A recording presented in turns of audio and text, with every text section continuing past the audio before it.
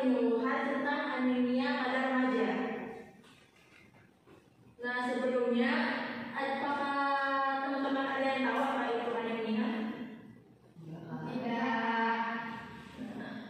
Kalau nggak jelasin ya. Nah, jadi